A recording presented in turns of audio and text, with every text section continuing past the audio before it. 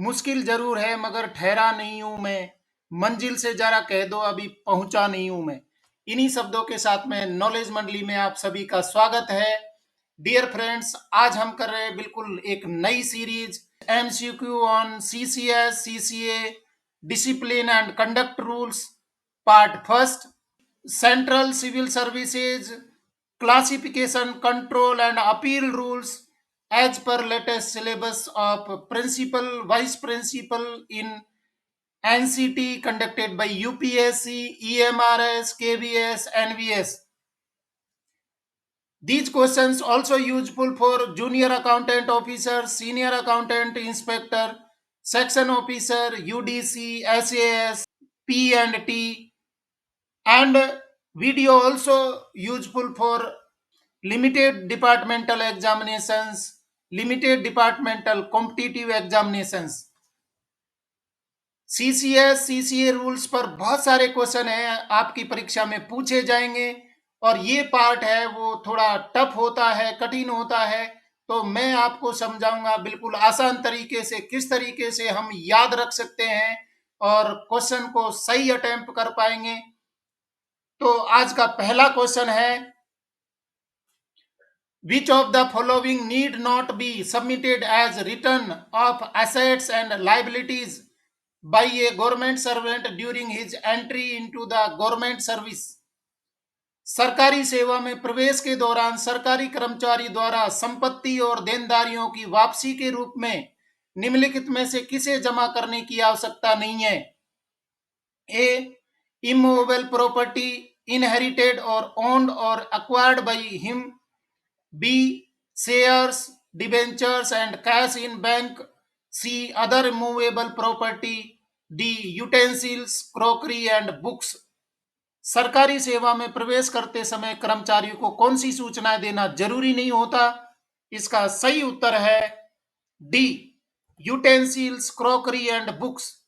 इनकी कोई आवश्यकता नहीं होती क्योंकि ये दैनिक उपयोग की चीजें हैं, इमूवेबल प्रॉपर्टी है जो इनहेरिटेड है, उत्तराधिकार से मिली है या खुद ने खरीदी है। शेयर्स, डिबेंचर्स, कैश है वो उसकी भी सूचना देनी होती है, मूवेबल प्रॉपर्टी की देनी होती है, परंतु यूटेंसिल्स, क्रॉकरी और बुक्स की कोई जरूरत नहीं होगी। Question number second, under which of the following circumstances should A government servant report to the authority while entering into a transaction of a movable property? निम्नलिखित में से किस परिस्थिति में एक सरकारी कर्मचारी को चल संपत्ति के लेन देन करते समय प्राधिकरण को रिपोर्ट करना चाहिए? कौन सी परिस्थिति में रिपोर्ट करनी होगी? हमारे ऑप्शन है A, if the value of the property exceeds 2 months basic pay. B, if the value of the property exceeds 1 month basic pay. C, if the value of the property exceeds 3 months basic pay. D, none of the above. Correct answer is A, if the value of the property exceeds 2 months basic pay. अगर कोई भी movable property है वो हम खरीद कर रहे हैं, उसकी वैल्यू 2 महीने के बेसिक पे से अधिक हो जाती है तो अथॉरिटी को रिपोर्ट करना आवश्यक होता है। Next question 3. Who is the prescribed authority with respect to class first officer to order for a full and complete statement regarding acquired movable and immovable property? मतलब है वर्ग फर्स्ट का अधिकारी जो कि चल और अचल संपत्ति अर्जित करता है, तो इस संबंध में पूर्ण विवरण के लिए आदेश देने के लिए निर्धारित प्राधिकारी कौन है? A, the government. B, head of the department. C, head of office. D, CAG. Correct answer is A, the government. कोई भी क्लास फर्स्ट ऑफिसर है वो चल या अचल संपत्ति खरीदता है तो उसको गवर्नमेंट को रिपोर्ट करना होगा, विवरण देना होगा। Next question 4.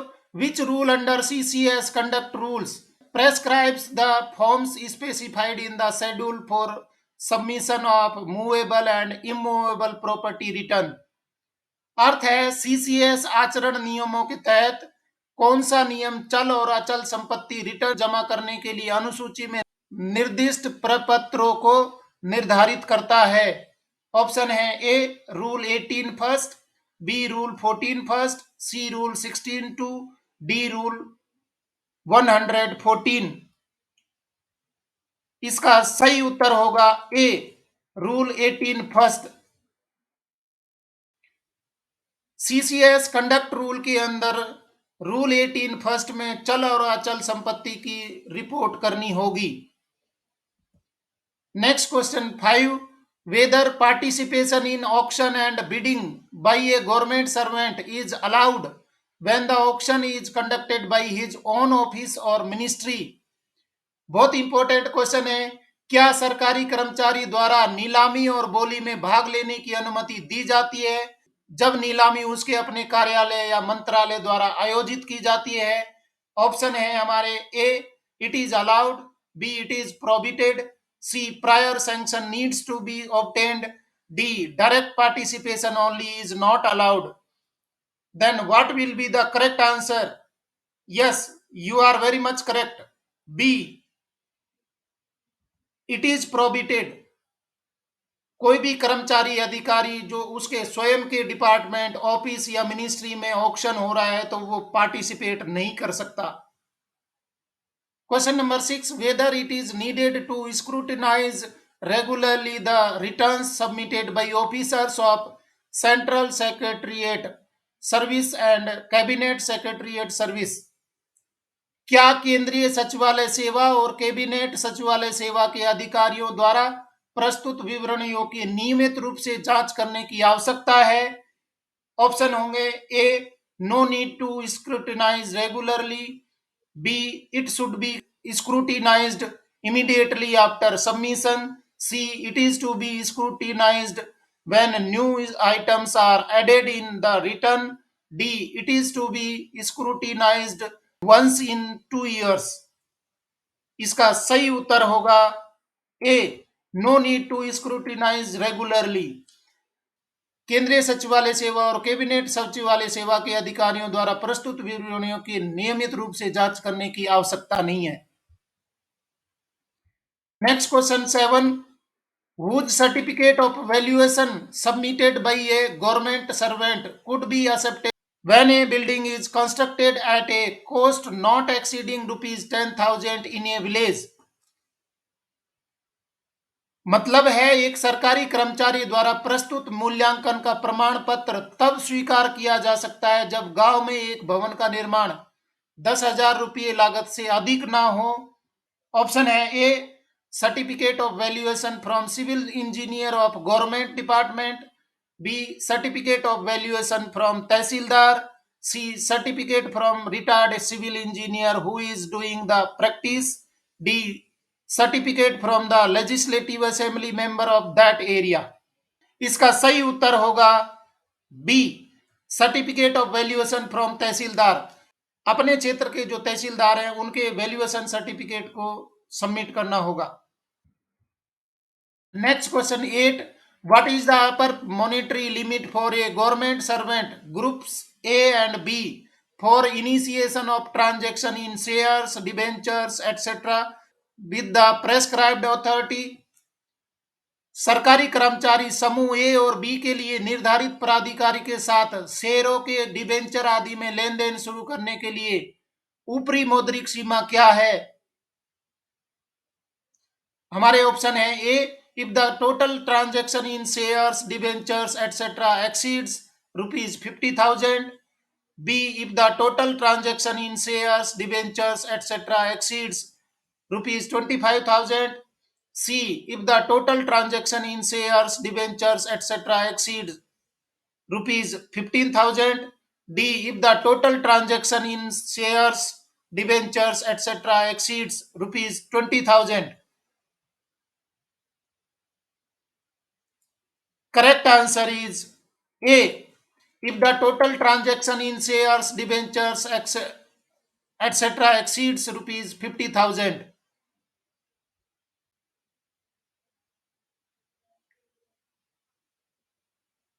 अगर ग्रुप ए और बी के कर्मचारी हैं वो 50,000 रुपये से अधिक शेयर्स या डिबेंचर्स में ट्रांजैक्शन करते हैं तो उनको एक प्रेस्क्राइब अथॉरिटी को इंफॉर्मेशन देनी होगी। Question number 9, what is the prescribed limit for undertaking a repair minor construction work in respect of any immovable property belonging to a government servant for which prior intimation to prescribed authority is necessary?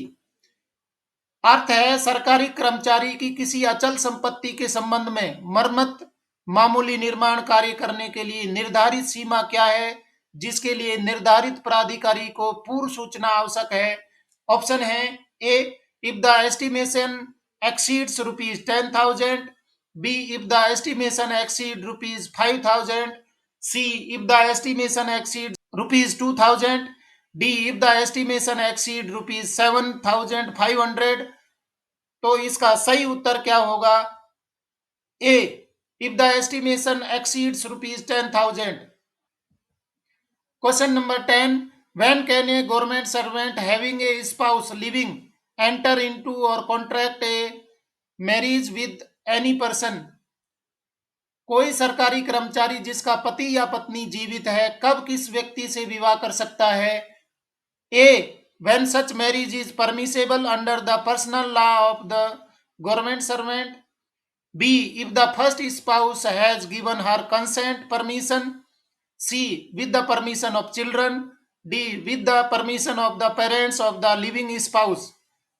बहुत important question है और परीक्षा में कई बार पूछा गया है, याद रखना जरूरी है।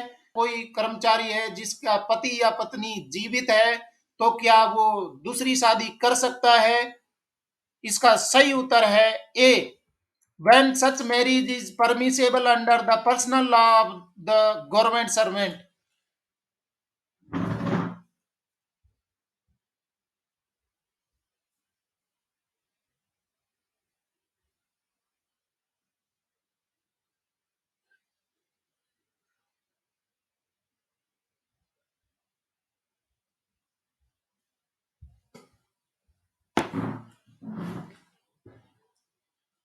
डियर फ्रेंड्स, इसी तरीके के इंपॉर्टेंट क्वेश्चंस की सीरीज है मेरे चैनल पर अवेलेबल है।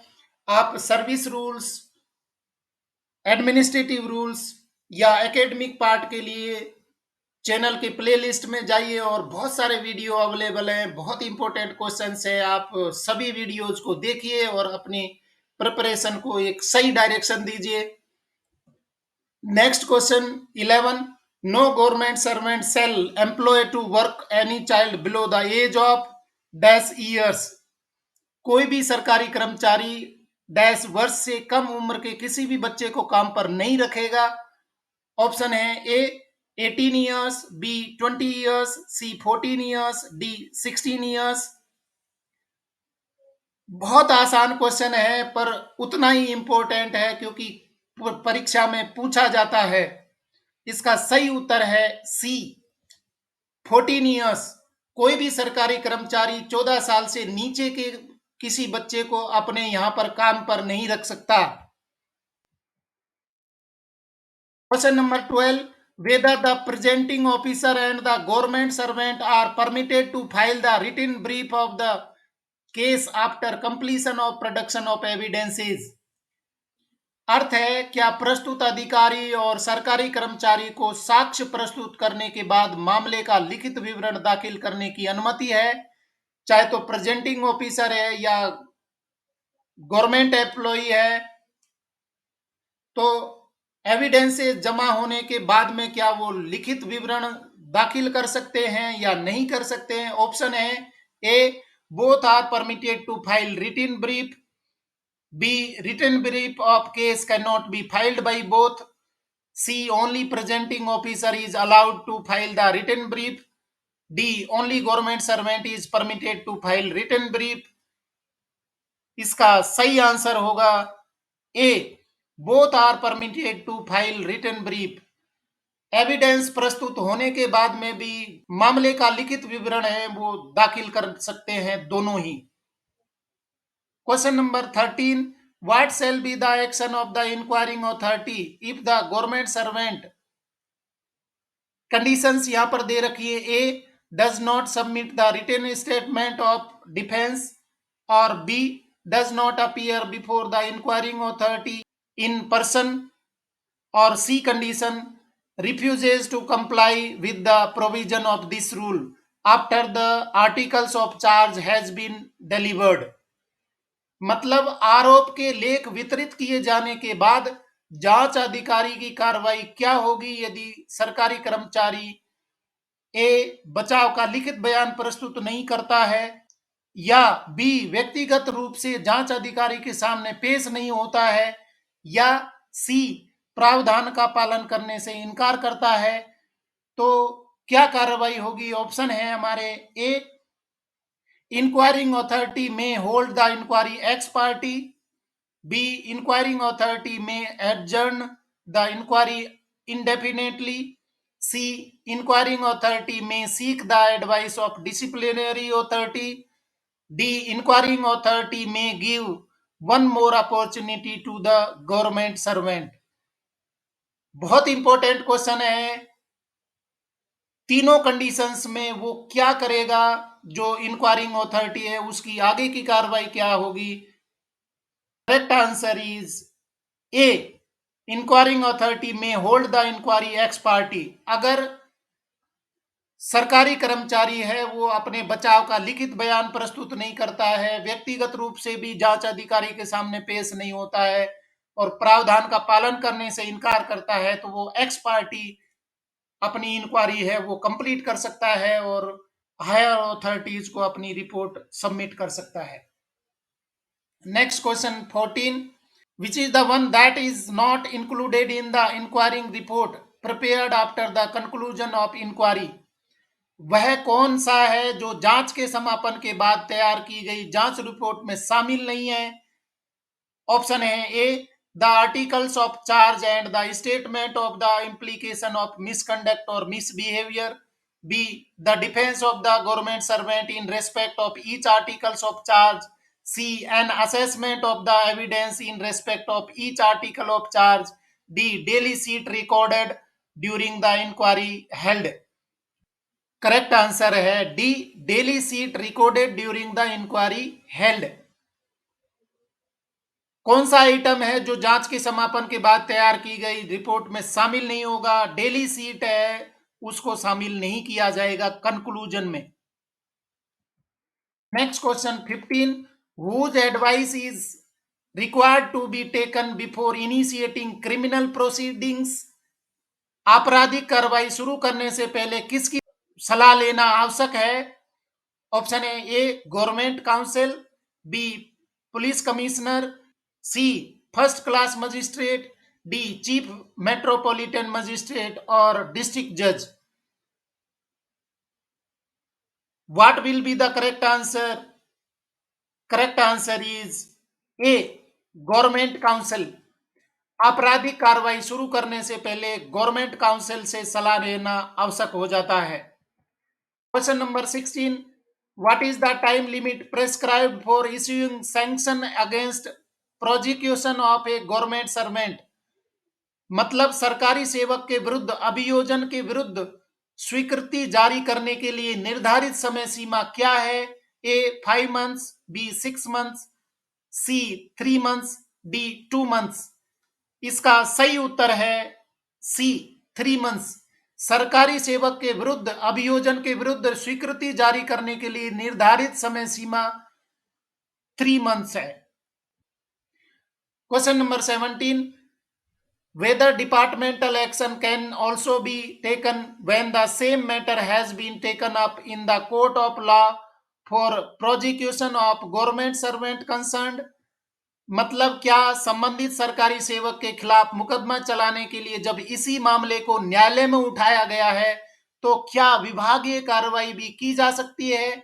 ऑप्शन है A, yes, B no, C departmental inquiry to be stayed, D none. अगर मामला कोर्ट में चल रहा है तो क्या विभागीय कार्यवाही की जा सकती है या नहीं की जा सकती है? इसका सही उत्तर है ए, यस। की जा सकती है। Question number 18, which factor mentioned below is not related to the cause for undue delay in faulty disposal of the disciplinary case. नीचे उल्लेखित कौन सा कारक अनुचित विलंब और अनुशासनात्मक मामले के दोषपूर्ण निपटान के कारण से संबंधित नहीं है? कौन कौन से हैं? Option A, officer conducting inquiry में preoccupied, B, unfamiliarity with the procedure and inadequate experience. C, some undue delay occurred in making reference to UPSC. D, non-availability of the charged officer for the inquiry. इसका सही उत्तर क्या होगा? D, non-availability of the charged officer for the inquiry. Charge officer अगर नहीं available हो रहा है तो उसके खिलाफ कार्रवाई नहीं की जाएगी, ये शामिल नहीं है। Question number 19, what is the period of limitation of appeals? Appeal की सीमा की अवधि क्या है? ए 60 डेज, बी 45 डेज, सी 90 डेज, डी 30 डेज। जो अक्यूज्ड ऑफिसर है या जिस आरोपित अधिकारी है वो कितने दिनों के अंदर अपनी अपील प्रस्तुत कर सकता है? बहुत इंपॉर्टेंट है। आसान क्वेश्चन लग रहा है परंतु उतना ही घातक है, पूछा जाता है परीक्षाओं में। Correct answer is B, 45 days. और आज का लास्ट क्वेश्चन है, who is competent to accept the appeal after expiry of limitation period? सीमा अवधि की समाप्ति के बाद अपील को स्वीकार करने के लिए कौन सक्षम है? A, appointing authority, B, disciplinary authority, C, appellate authority, D, ad hoc disciplinary authority. इसका सही उत्तर है C, appellate authority. Appeal submit करने का जो टाइम पीरियड दिया है वो एक्सपायर हो जाता है। किन्हीं कारणों से अपीलाट अथॉरिटी है वो पूरे मामले को जांचेगी और अपील को स्वीकार कर सकती है। तो इस तरीके से डियर फ्रेंड्स हमने 20 क्वेश्चन कंप्लीट कर लिए हैं। ज्यादा क्वेश्चन लाने पर वीडियो बहुत बड़ा बन जाता है, इसलिए 20 क्वेश्चंस की सीरीज लेकर के आ रहे हैं और बिल्कुल नई सीरीज है। इसी तरीके के बहुत सारे वीडियोज हैं, बहुत सारे क्वेश्चंस हैं, वो चैनल पर अवेलेबल हैं। आप सारे वीडियोज देखिए जिनमें एडमिनिस्ट्रेटिव रूल्स हैं, सर्विस रूल्स हैं, एकेडमिक पार्ट है, वो सभी वीडियोज हैं, अवेलेबल है। आप सारे वीडियोज को देखिए और अपनी तैयारी को एक सही डायरेक्शन दीजिए। अगर आज के क्वेश्चन आपको पसंद आए हैं तो वीडियो को लाइक शेयर करें और कमेंट जरूर करें आप किस तरीके के क्वेश्चन चाहते हैं। आपकी प्रिपरेशन के लिए क्या ये क्वेश्चंस हैं वो हेल्पफुल हैं। और चैनल को सब्सक्राइब करना तो जरूरी है क्योंकि नॉलेज मंडली is the right choice. Thank you very much.